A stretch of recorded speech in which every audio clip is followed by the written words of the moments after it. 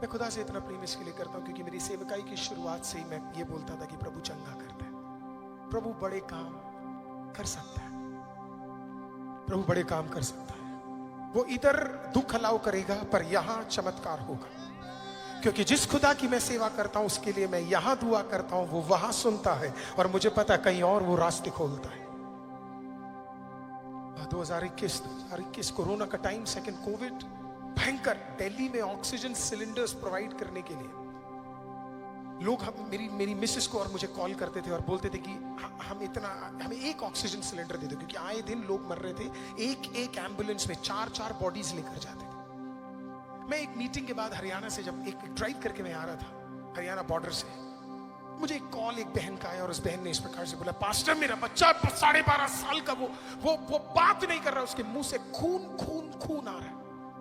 उसको प्रभु में आए सिर्फ 6 महीने हुए थे। मैंने उसे बोला कि तू घबरा मत, मैं आ रहा हूँ, मैं आ रहा हूँ। और मैं सीधा गाड़ी लेके गया। मैंने एक व्हाइट शर्ट ब्लैक पैंट पहनी थी। मैं सीधा गया और मैं जाकर अपने पिता के पास गया। मैंने अपने पिता को बोला, वो बच्चा कलावती हॉस्पिटल न्यू दिल्ली में एडमिट करा गया है उसको, और आपको जल्दी जाना है। कोविड था, हमने मास्क लगाया। मैं अपने फादर के साथ वहां पे गया। तकरीबन सुबह के 10-11 बज रहे थे। मैं जैसे ही गया तो कलावती हॉस्पिटल बच्चों का दिल्ली का सबसे बड़ा हॉस्पिटल है ना, वहां पे जब मैं अंदर गया तो कोविड के कारण वो बच्चा जमीन पे पड़ा हुआ है। एक स्ट्रेचर नहीं है, एक बेड नहीं है, कुछ नहीं है, वो लेटा है और उसको बार बार फिट्स आ रहे हैं। राइट रोश, उसको बार बार फिट्स आ रहे हैं और फिट से उसके मुंह से ब्लड निकलता जा रहा है। मैं यहां दौड़ रहा हूं, मैं वहां दौड़ रहा हूं, मैंने हाथ लगाया, मैंने दुआ किया, मैंने सब किया, लेकिन ब्लड प्यूकिंग रुक नहीं रहा है। तकरीबन शाम को 7 बजे फाइनली जब एक पेशेंट का डेथ हो गया आईसीयू के अंदर, NICU में, जब एक बच्चे का जब डेथ हो गया तो एक वेंटिलेटर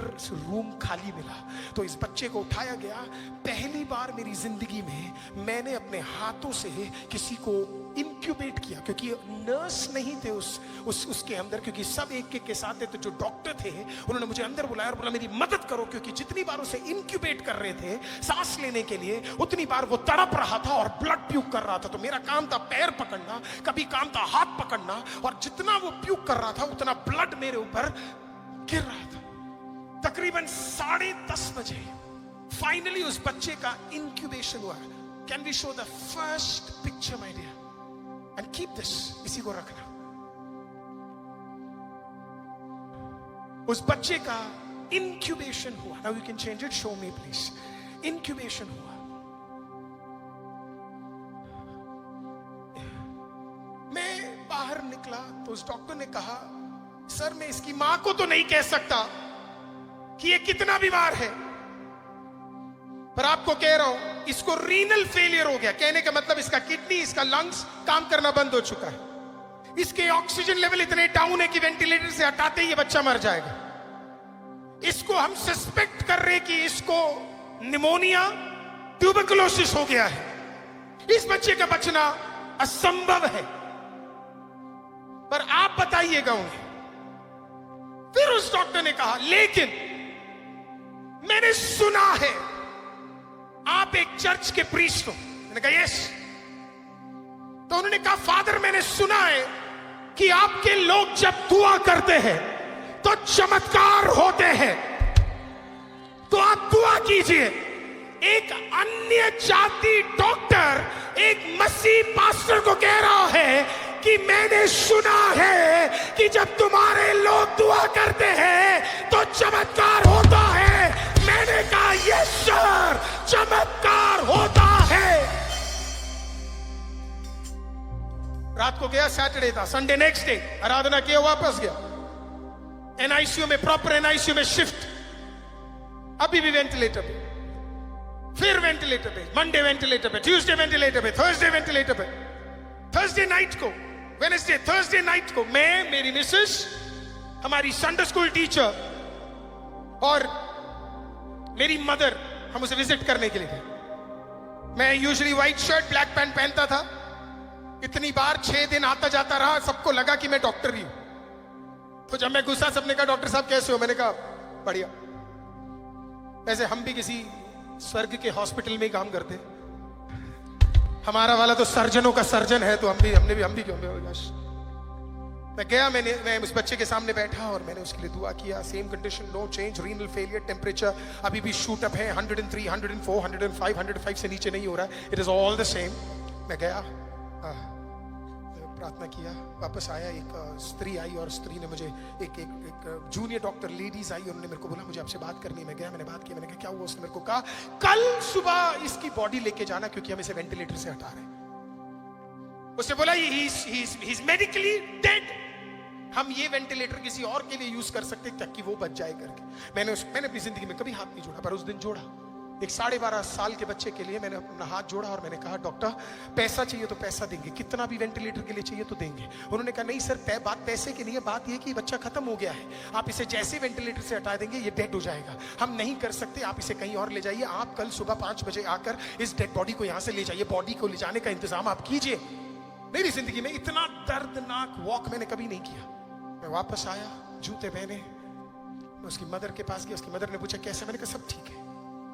मैं उसकी बहन वहां पे खड़ी थी, मैं उसकी बहन के पास गया, मैंने उसे बोला मुझे तुझे कुछ बताना है लेकिन तू इस बच्चे की मां को नहीं बताएगी। उसने कहा नहीं, कल सुबह 5 बजे डॉक्टर्स ने बॉडी रिसीव करने के लिए बोला है। वो फूट फूट के रोने लगी, मेरी वाइफ रोने लगी, मेरी मदर रोने लगी, मेरी संडे स्कूल टीचर रोने, सब रो रहे। How is this possible? गाड़ी ली, हम वापस गए। मेरी सेवकाई का पहला झटका, 12.5 साल के एक बच्चे को मुझे दफनाना है। मुझे समझ नहीं आ रहा मैं जो प्रचार करता था उसका विरुद्ध कैसे हो गया, मेरा परमेश्वर मुझे छोड़ कैसे दिया। गया, घर गया, मैं अपने फादर साहब के पास बोला, मैंने बोला we have to get ready, सारे फ्यूनरल की सर्विसेज करनी है। मेरे फादर साहब ने मुझे देख के बोला अरुल ये सब सेवकाई का भाग है, हिम्मत रख बेटा। मैं गया, बेड के सामने एक मैट था, मैं गया, 2 मिनट घुटना टेका, मैंने कहा खुदा मुझसे नहीं हो पा रहा। बेड पे लेट गया, सो गया, थका हुआ था, सो गया। बहुत बार तो मैं नहीं कहता खुदा मुझसे बहुत बात करता है, पर मैं ये वाला तो कभी नहीं भूल सकता। तकरीबन रात के 3:45 मैं लेटा हूं, मानो कोई आता है और मुझे जोर से मारता है और मुझे कह रहा है तू सो कैसे रहा है, हाउ आर यू स्लीपिंग? मैं उठता हूं, मैंने कहा खुदा हु इज दिस? मैंने कहा मैं सो रही है, तू इन द रूम। मैं समझ गया वो उतर चुका है, वो उतर चुका है। मैं सीधा घुटना टेका, वो उतर चुका, मैं सीधा घुटना टेका। मैंने कहा परमेश्वर, प्रभु कहता जीवन के लिए दुआ कर, मृत्यु के लिए नहीं, घोषणा कर जीवन। मैंने कहा डिक्लेयर लाइफ। मेरी बीवी तुरंत बेड से उतरी, मेरे साथ बैठी, हाथ पकड़ा, we started praying। उस रूम में इतनी महिमा उतर गई जितनी शायद आज झारखंड में ना उतरी हो। इतनी महिमा उस कमरे के अंदर, मानो जैसे मेरे जुबान से कोई आत्मा से बुलवा रहा है। और जितनों को दिक्कत है अन्य भाषा से, तुम्हें दिक्कत रहे क्योंकि तुम्हें उसकी ताकत नहीं पता। हालेलुया, जो एक बार उसे चख ले उसे पता है अन्य भाषा की ताकत क्या। We prayed in tongues। 4:40 phone उठाया, हमने उसकी मदर को कॉल किया। उसने कहा क्या हुआ पास्टर? मैंने कहा नहीं, बच्चा कैसे है? उसने बोला बच्चा वैसे ही लेटा हुआ है। मैंने कहा हाथ रख, दुआ करेंगे। उसने कहा अभी क्यों पास्टर, आप आ तो जाएंगे तब कर लेंगे। नहीं, मैंने कहा अभी क्या खा। उसने हाथ रखा, साथ में दुआ किया, फोन रख दिया। मेरी वाइफ ने कहा मैं चाय बनाती हूँ, अब तो उठ ही गए। चाय बनाया, 5 बज गए सर, 5:05 हो गए, डेड बॉडी की आवाज नहीं आई। हमें 5:10 हो गए, कुछ कोई नहीं, 5:15 हो गए, कुछ 5:20 फोन फिर रैंक के, मैंने उठाया, बोला हेलो। वो रो रही थी, पास्टर इतने सारे लोगों ने, कोई उसका पैर पकड़ रहा है, कोई उसका हाथ पकड़ रहा है, वो फड़फड़ा रहा है, क्या हो रहा है मुझे नहीं पता। एक बारी को मेरा हृदय डरने लग गया। प्रभु ने कहा डर मत। मैंने कहा नर्स को दे। उसने नर्स को दिया। मैंने कहा नर्स व्हाट हैपेंड? मैं प्रीस्ट बोल रहा हूँ, उस बच्चे का क्या हुआ? वो उसको कुछ गड़बड़ हो गया क्या? उसने बोला नहीं सर, गड़बड़ नहीं हुआ, पहली बार उसका टेम्परेचर 105 से 98 हो गया है।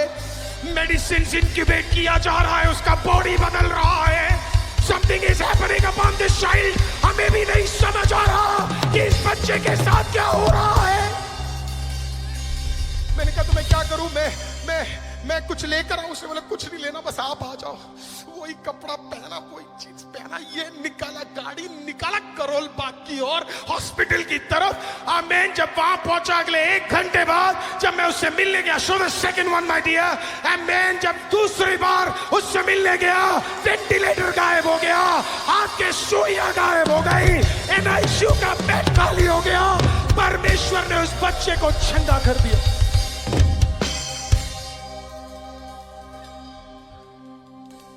तू संग रहता है, तू आगे चलता है,